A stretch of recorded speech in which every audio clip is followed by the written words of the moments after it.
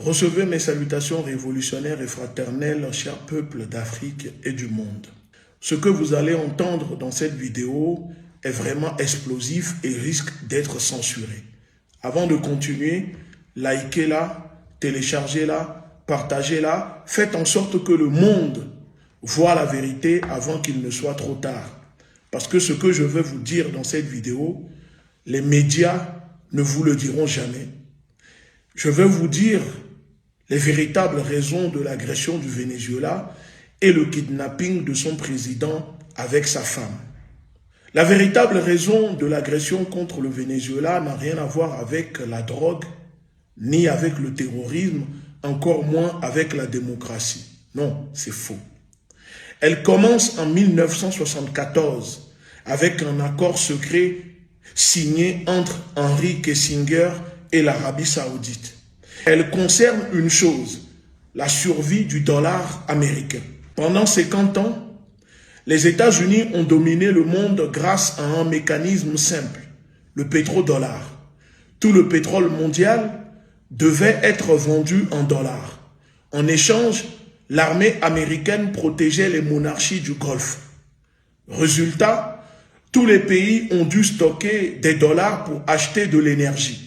Pendant que le monde travaillait, les États-Unis pouvaient imprimer de l'argent à gogo. Et maintenant, parlons du Venezuela. Le Venezuela, c'est 303 milliards de barils de pétrole prouvés, les plus grandes réserves de la planète, plus que l'Arabie Saoudite, près de 20% du pétrole mondial.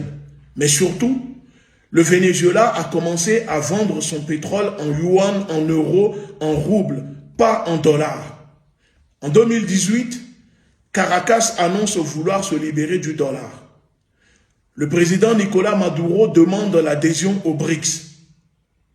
Il crée un circuit de paiement direct avec la Chine et la Russie en contournant le système américain SWIFT. Le Venezuela dispose d'assez de pétrole pour financer la dédollarisation pendant des décennies. Et c'est là que le problème a commencé pour le Venezuela et son président. Ce qui vient de se passer au Venezuela, ce scénario, on l'a déjà vu. Oui, je vais vous faire quelques rappels. 2000, Saddam Hussein annonce que l'Irak vendra son pétrole en euros. 2003, invasion, changement de régime. Le pétrole irakien revient immédiatement au dollar. Les armes de destruction massive annoncées par les États-Unis, elles n'ont jamais existé. 2009, Kadhafi propose le dinar or, une monnaie panafricaine, adossée à l'or pour le commerce du pétrole. Les emails d'Hillary Clinton confirment que c'était la raison centrale de l'intervention en Libye. 2011, l'OTAN bombarde la Libye. Kadhafi est assassiné. La Libye devient un chaos avec des marchés d'esclaves à ciel ouvert. Le terrorisme se propage et touche les pays du Sahel. Le dinar or est enterré en même temps avec la mort du colonel Kadhafi. Et maintenant, c'est au tour du président Nicolás Maduro. Avec 5 fois plus de pétrole que Saddam et Kadhafi réunis, le président qui vend son pétrole en yuan, en roubles, et qui met en place un système de paiement hors du dollar, malgré les sanctions coercitives, illégales, criminelles imposées par les États-Unis et leurs vassaux européens, malgré le vol des avoirs du Venezuela, des milliards, et l'or du Venezuela en Angleterre. Le Venezuela a quand même décidé de mettre en place une alliance avec la Chine, la Russie et l'Iran, les 3 piliers de la dédollarisation mondiale. Ce n'est pas une coïncidence, non, parce que contester le pétrodollar égale changement de régime. Stephen Miller, conseiller à la sécurité intérieure des États-Unis, l'a dit ouvertement. L'industrie pétrolière vénézuélienne a été créée par les Américains. Son expropriation est le plus grand vol de richesses américain jamais enregistré. Il fait référence à la nationalisation du pétrole vénézuélien par le feu Hugo Commandant Chavez. Le pétrole des autres nous appartient. Mais voici le vrai problème pour Washington, pour les États-Unis.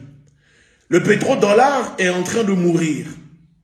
Pour ceux qui observent tout ce que je viens de vous expliquer, la Russie vend déjà son pétrole en roubles, en yuan. L'Iran commerce depuis des années hors dollar avec ses pays alliés et partenaires. L'Arabie Saoudite discute ouvertement des règlements en yuan, en roubles avec la Russie. La Chine a mis en place un système CIPS, un système alternatif à SWIFT avec des milliers de banques, plus de 4800 banques et 185 pays réunis. Les BRICS développent à leur tour des systèmes de paiement indépendants. Le projet mBridge permet des règlements directs entre banques centrales sans passer par le dollar. Ajoutez à cela, le Venezuela, avec ses 303 milliards de barils, s'est accéléré la fin du dollar américain, chose que les États-Unis ne peuvent pas accepter. Alors, chers peuples, soyons clairs, ce n'est pas la drogue. Le Venezuela représente moins de 1% de la cocaïne consommée aux États-Unis. Ce n'est pas le terrorisme. Aucune preuve prouvée, zéro. Ce n'est pas la démocratie que les États-Unis veulent ramener au Venezuela, non. Les États-Unis soutiennent l'Arabie Saoudite qui n'organise pourtant aucune élection. Et cela ne les dérange pas. C'est la défense désespérée d'un système vieux de 50 ans qui est en train de mourir, qui est le dollar. Vous avez compris? Donc, l'agression contre le Venezuela, le kidnapping du président Nicolás Maduro et sa femme, ce n'est pas pour apporter la démocratie, mais pour piller le pétrole du Venezuela. Trump lui-même n'hésite pas à le dire. Lors de sa conférence de presse, il le dit. Nous allons maintenant diriger le Venezuela et prendre possession de son pétrole en envoyant nos sociétés pour exploiter le pétrole du Venezuela. Et donc je conclus en disant, le message envoyé au monde par les États-Unis est brutal. Défiez le dollar et nous allons vous bombarder. Défiez le dollar et nous allons vous kidnapper si vous êtes un président.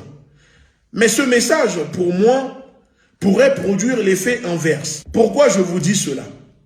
Car désormais, le Sud global comprend une chose.